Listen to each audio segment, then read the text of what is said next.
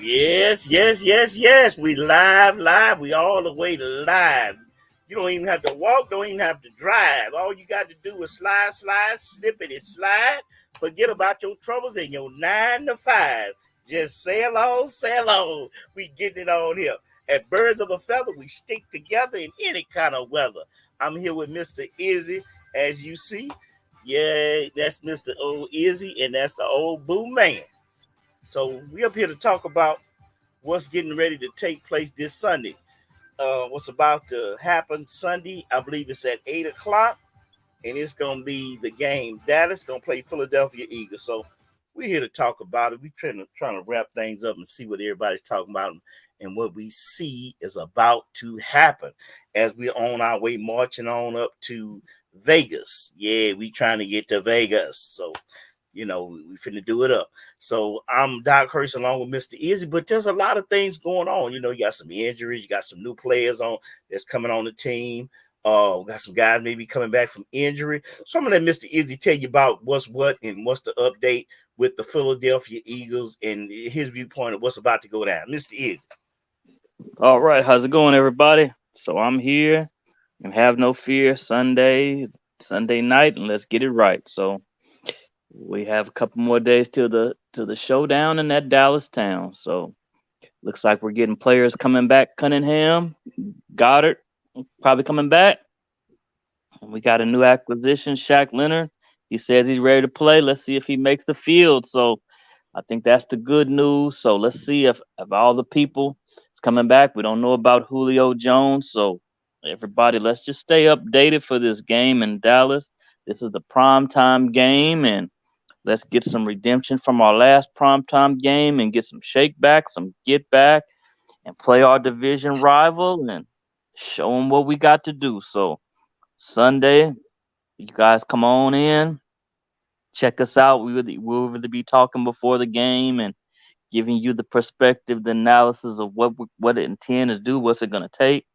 There's been a whole lot of debating with Seth Joyner and a former Eagle player getting angry with a current player of Slay, and they're going back and forth. And I think it's a bunch of arguing. You got security man wants to get on the field and he wants to get into the fight, but you got 53 players not standing up for each other. So to me, those are big keys that the Eagles need to take care of. You don't need some random security guy running on the field trying to get in the mix of the football game. And there was also another situation where one of these analysts named David Carr, Derek Carr's older brother, he says Jalen needs to be benched because he can't really read the defense. But I think David Carr, you need to focus on your brother in New Orleans because he's been having concussions and getting knocked out of games, and you were a number one pick, and you were nothing but a bust. So my thing is this here, man. We're gonna keep Hurts business, and everybody else. We're gonna keep them out of it.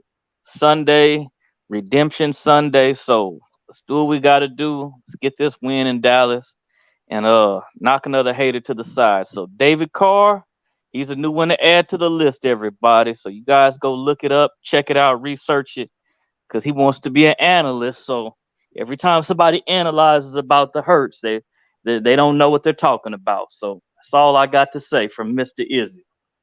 Oh man, well, Mr. Izzy, you said a whole lot. And as you was going through that, man, I had a lot of questions I wanted, but you was going through them so fast. I was like, man, what's going on with this? What's going on with that? So, I mean, you hit a lot of points. I want to try to ask you about. You say David Carr. I seen something about him making a comment why he think Jalen should be benched because this other guy is supposed to be better. I don't know where he pulling that from, but I don't think that's correct. But Yeah, he's pulling his information from the analyzation of Dan Silio. So now we got another critical analysis of what Jalen needs to do to be a winner when he's been a winner all of his life. So oh, you guys have got a lot of analyzing. You guys, your number one pick in Houston, you were a bust. Cilio, you got picked, drafted. You didn't do anything, never got a sack, and nothing but excuses. And you guys want to put these excuses on Jalen and limitations and what he can and can't do. Can he throw? Can he play? Can he read a defense? Cut the nonsense. Jalen's doing great. He's in the MVP race. And you guys just focus on keeping your job, man, because these analyzing you're doing, it could easily be replaced. You guys are, you know, 1 minute you're this, 1 minute it's that, 1 minute you're for 'em, next minute you're against them.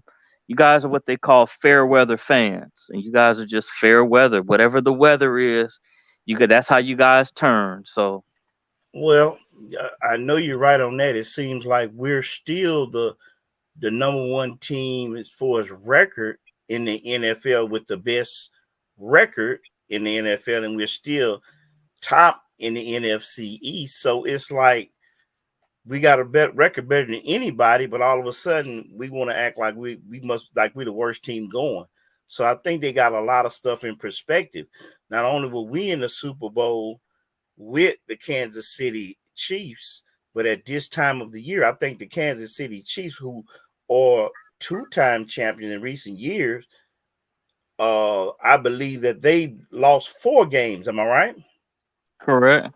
So therefore, they've already lost double the games that we've lost, and we're still ahead of everybody else. So that's just, I mean, that's just simple. But with all the undue criticism, and I'm gonna just say this about Mr. Carr, we just kind of sometimes things are what they seem and are what they are. And let me show you what I mean. When you have words, we break it down into what they call syllables, right? And you put words together to group one word. So when you say he's an analyst, right? So if you took the word anal, right, and you put it on a list, anal and a list, and you put it together, that's just something list that has to do with something anal. Now those of you who know what I'm saying, you can figure out the rest. So that's what it comes from to me. When I hear it is like that, oh, I'm an analyst. Okay, you're an analyst, right? So that's what you do. But that's what I want to say to all of them analysts. Just understand what you're doing, because sometimes you might not be working with the most uh best position on the human anatomy. Let me put it like that. You might be making a list at another end of the human anatomy. You'll figure it out. So with that being said, I just want to say, if we look at some of the players that are hurt, some of the players that's coming back, uh we've been playing good teams. We've been playing ball that might have didn't look pretty, but we got good results. So I think all we have to do is keep doing what we're doing, and you're gonna see them step up. You're gonna see the Philadelphia Eagles take the position. But I want to ask you about Julio Jones. Do you know what his injury is? I'm assuming. I don't know for sure. I'm assuming it's some type of leg injury. What I'm assuming. Okay, do you feel that came from practice? Um, I, I'm assuming so. So really, they've been tight-lipped about it, because I know I haven't heard anything, and so I'm wondering, is that they're not really even talking about it, are they? They're not really talking about it, and maybe I don't want to assume that he's injured, but something is very strange with that. So just be aware of it if he plays, if he doesn't. I don't believe it's more of a healthy scratch. So something is very strange with that. Okay, and we got a big guy, big halfback that ain't been running. I mean, what's the deal with him? Well, it's I believe it's also politics with him. Everyone is mad that Swift only ran the ball 6 times. They want him to run. They got a big guy they've never played more than maybe four carries, and he's been productive. But I have no idea why this offensive coordinator is not playing a person that you signed to be on the team. I'm beginning to concern that I like Brian Johnson, but I'm gonna say that to say this here. Jalen already had to exit the game for potential concussion, and you got a guy who's a big in size. So I'm hoping that maybe at this point in the season, the quarterback tush push, they just eliminate that and start using a nice size running back on these short and short distance to get the first down or goal line situation. So I'm hoping that becomes into play. So I think it's about strategy. It's about coaching with what you have and utilizing the players. If you don't use them, it's if you don't use it, you're gonna lose it. So I hope they begin to play penny. Okay, I was a guy I wanted to ask you about. I heard Cilio was making a comment, and I think it was about Jalen being hurt, a back injury. I don't know if he was joking or what was going on with this guy. I have no clue. I watched him sparingly. Um, and he could be potent, and that's another thing too. He did leave the game and came back. He could be potentially not as healthy as he needs to be. So if he needs to be a scratch for a game or two, no problem. That is not the wording that the analyst David Carr used. He said, yeah, you should bench him, and we're not going with none of that narrative again. That we're not going with that narrative. But if it needs to be an injury report situation, fine, so be it. But bench and Jalen, let's get that out of our vocabulary. Leave it for your career. That's kind of my take on it. Mm-hmm. Yeah, so uh, that's concerning Julio Jones and this craziness you talking about Jalen. But I'm sure Jalen practiced today, but he's the only one I heard talking about this. And what I noticed, what he does to me is now he's starting to play. If you notice, both sides to the middle, right? He'll come out saying, "Oh, look at the this is what's going on with the Eagles. This is the problem," and he chooses Dallas to win. Then towards the end of his monologue, a dialogue, a diatribe, whatever he got going on, he'll start saying, "Oh, Jalen's so good and he's great. He's doing this and he's carrying the team." You know, and then when the game comes out, which side are you on? And he's been doing this for a while, but he's getting real sharp at it. And it's gotten to the point where I've just stopped tuning the dude out, really. I mean, I've sparingly look at him now, and I think he gets more of an audience of the people who argue with him. We say all publicity is good publicity. And there are a lot of people who are riding with Jalen Hurts and they're riding with the Philadelphia Phillies. And because of the anger and the animus that they feel that he spews out is why he gets a lot more attention. That's my feelings on the matter. But with that being said, uh, we got some things to look at when you talk about the Slay guy. Uh, you say he was getting into it with uh Seth Joyner. Yeah, the angry ex Eagle, The and every mad man Seth Joyner. and everyone in Philadelphia. Well, the majority of Philadelphia fans are just raving about this guy who his whole monologue is talking aggressive and talking like he's Jack Tatum or Jack Lambert, or it's just, yeah, I can't condone that type of mentality. Um, that won't even work in football these days, because if you're doing all of this that he's talking about, you're gonna get kicked out of a game. So I really kind of don't care to listen to his analysis about this physicality and toughness, because that part of football it's going to be a penalty. So I don't know where Seth Joyner's going with it, but people from Philadelphia, they like to listen to that type of rhetoric about playing football. He's not talking about skills.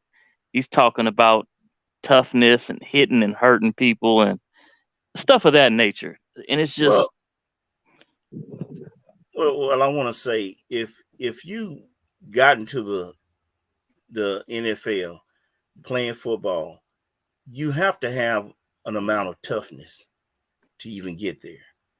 And one thing that irks me is even when they say, "Hey, man, this guy's a bust." I know when you see a guy's a bust, that bust is better than a whole bunch of people who play the same sport.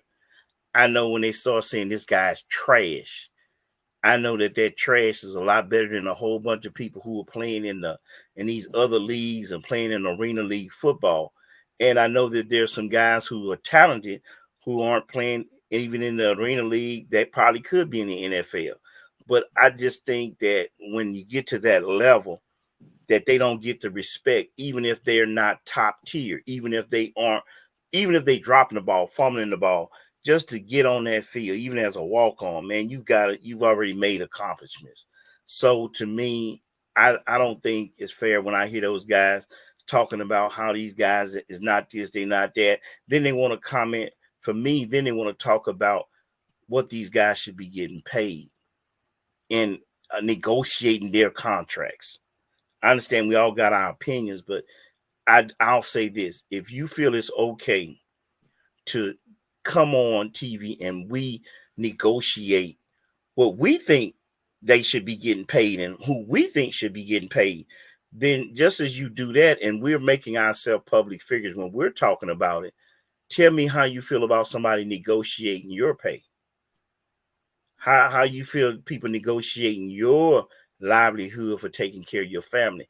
That's not something that I feel like I should be talking about any player. I don't care if he's the 32nd player on the second string, third string practice squad.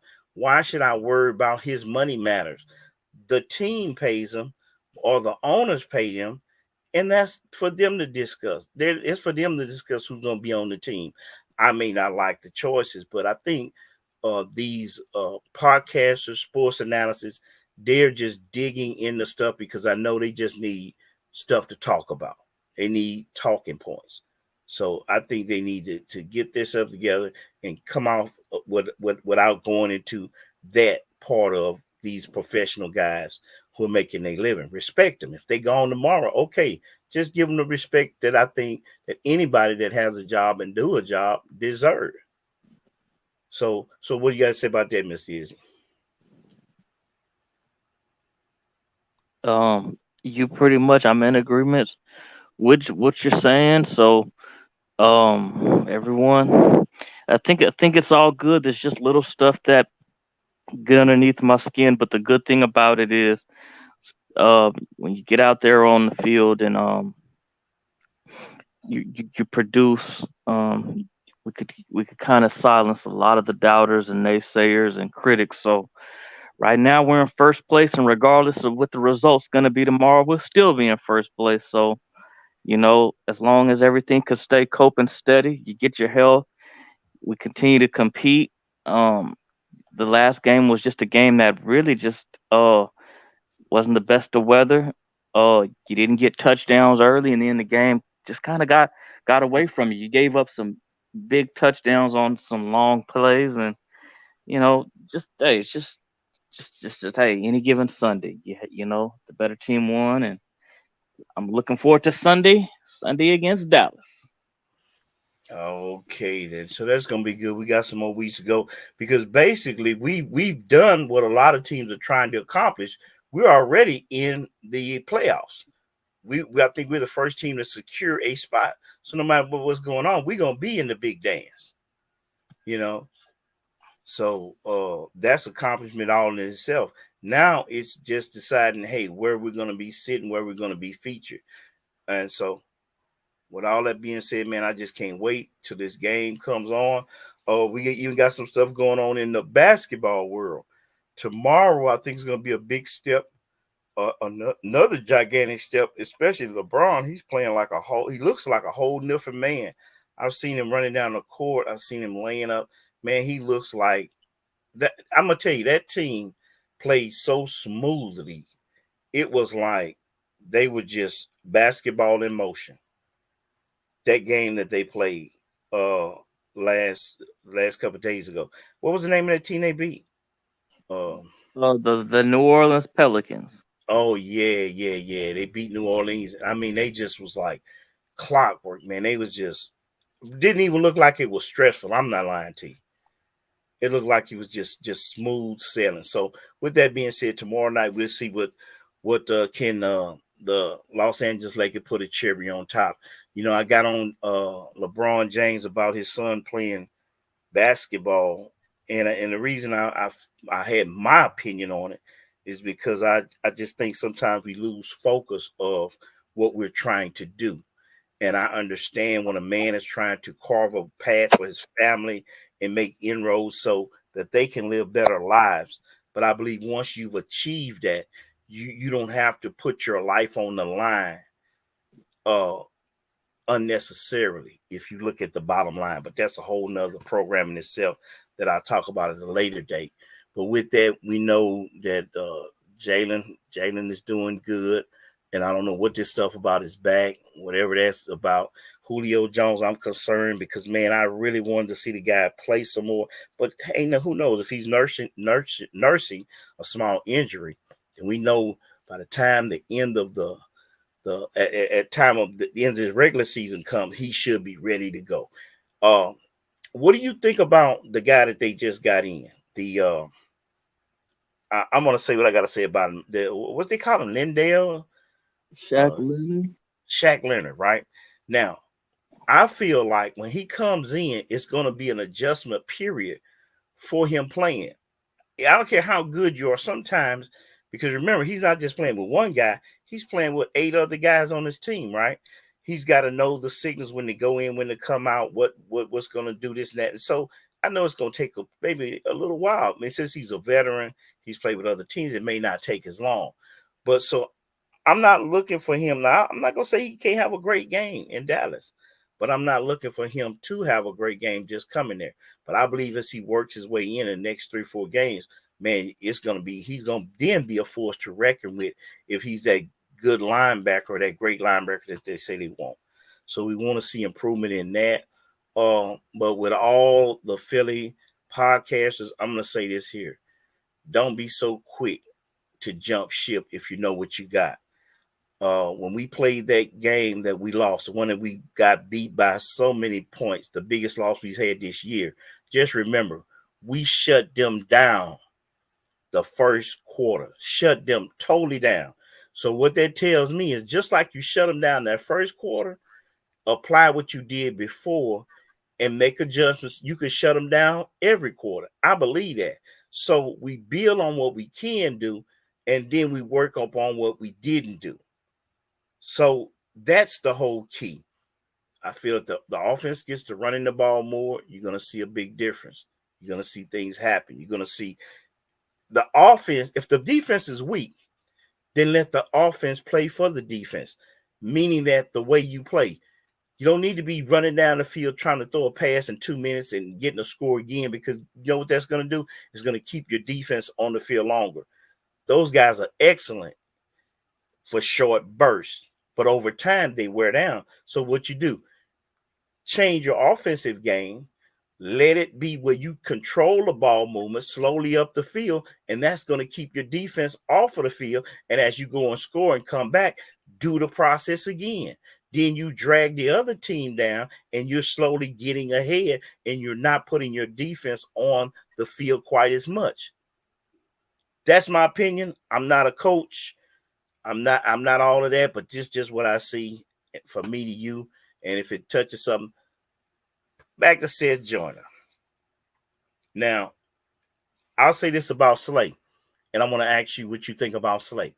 Do you think Slay covers the deep ball well? No. Okay. Do you think Slay covers a man one-on-one between the first and the 15-yard line? I'll say the first and the 15 one-on-one. You think he covers a man good? Yeah. That's what I think too. I watch Slay. Slay is dynamite between that first 15, maybe 20 yards. Slay gets up on you. I've seen him cover good receivers.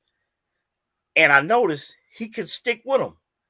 He did one move when he spun around, you see him, and he was with the guy and he broke up the plays. But the problem with Slay is when you go further, then the men get away from it. So what's that telling me? That's telling me that Slay can handle the inside and he'll pick off passes. Bradbury will pick off passes. Blankenship will pick off from the safety spot, pick off passes. They need better safeties in the deep to cover it overhead, and Slay's good enough to catch him all in the middle. He's still that good now. I'm sure he probably won't be with him next year, but Slay is a good corner as far as covering up and personal one-on-one. He can, but once he goes past that 20, then they're going to get separation on Slay. So it's just things like that. And hey, if I see it, and I'm not a football guy, I'm not a football coach, I'm sure some of you ought to be smart enough to just peep that out and say, hey, look how good he is in here, and let's work on that. Let's work on what we're good at. And you're already doing it. You won 10 games. I put it like this: you won 10 games without me, my advice, and you probably won all of them without my advice, and maybe you win some more without it. But that's my little 2 cents. Anything you like to share, Miss Izzy? No. Okay. Well, what I'd like for you to do, I see we got somebody on who's watching. Stay tuned. We'd like for you to like, share, subscribe. Our station just started. We kind of knew we didn't do the Thursday night game. We had good experience last one. Hopefully, there's a good Thursday night game that's going to come up. But we will be broadcasting after the game to tell you what we think and see what's going on. And we're going to hear what everybody else got to say. So with that, we're going to have a nice weekend. Enjoy your life. Enjoy your holidays that are coming up in this Christmas season. And just enjoy life itself, enjoy your family, have fun, and be strong. And we're not going to talk about Deion Sanders. There's a lot to talk about in sports. We Oh got yeah. We don't want to go. We don't want to go too fast without getting away from woo, yeah. We don't want Dion. to talk about Charleston White. Yeah, Charleston we White, boy, look, yeah, Charleston he was on White his head, and was we know Charleston got a cursing. mental problem. He But cursed him and his son out, and I was an individual who was against Dion for leaving a historically black college university. I didn't say those type of words, that language, but I did have that type of sentiment where I did not want to see him successful because he left a program and a place of people who really loved him and really appreciated him, and he's greatly missed. And I really wish that he would have continued to build up that city, that state that really needed a place of not only education and academics, but also sports. And I feel that Colorado, it was not really a place of need. And you gave them a whole year, and you pretty much you gave them a lot of hope. But I think Colorado was already in an okay place before you came there. So I just hope the best for the Jackson State, and hopefully some individuals can continue to step up to the plate and just make that HBCU college experience make it beneficial for the people. So that's my take on the whole Dion Sanders first year away from the HBCU Jackson State. well, I got a suggestion. Uh, and I think Jackson State would do real good by it. Since Cam Newton is interested in doing some positive things, I think let Cam Newton become the coach at Jackson State because Cam Newton has the profile. Cam Newton has the name recognition. Cam Newton could get the draw from the people. And somebody may say, well, maybe he's not. He ain't a good coach. He ain't like a Dion. Let me tell you something. He is a what you would call a superstar in the eyes of the football fans from his public notoriety. He doesn't have to be a good coach to be a good coach. And let me show you what I mean. He could assemble the coaches, the offensive coordinators, the defensive coordinators. Yes, he's got to have a will to want to do it, but I know he sponsors camps. So a man like Cam Newton shouldn't be that hard to come in and say, hey, I'll be the coach. Let me put guys in place who can do this work and let me work at it. And if he's not there saying, oh, money's an issue, or I'm trying to do this, he could accomplish that. That's just my idea. But I think Cam Newton could do it. Now, I'll go further than that. Cam Newton is a big name, especially as a black man. But guess what? We also have a Michael Vick. These are big name people that are retired from football. So you could find somebody on that level who say, hey, man, maybe I'm not the coach, but I can assemble a team of workers to do what Dion started. Or we can sit back and get mad at Dion for what he didn't do and stay mad with him. And then, we see the debacle that's going on up in Colorado, or say, you know what, let us get back. We can find somebody else to do it, what Dion was doing. And I'll guarantee you'd be surprised if somebody may step up and say, hey, you know what? I can get this done. Definitely, That's I hope so. my 2 cents. So I just here punch a little thing in and say, call Cam Newton.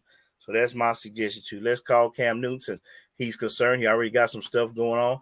Let him assemble a team of guys and say, hey, we're gonna go back and revive Jackson State, regardless of what got problems with the mold and other problems. I mean, obviously they got some problem with UCLA about stealing jewelry and stealing money, and other schools got problems with putting boots on the Mercedes and Rolls Royces. So you got problem wherever you go, So with that being said, that's my opinion on that. We'll be talking about a lot more other stuff, but other than that, we're gonna play my theme music. Yeah, breaking news. We almost out of here. Thank you for tuning in. Tell a neighbor, tell a friend, subscribe, like. Birds of a feather, we stick together. I'm Doc Hurts along with Izzy Hurts, and we're standing up for the Philadelphia Eagles and Jalen Hurts. Remember that. Shalom. See ya. Maybe I might want to be you.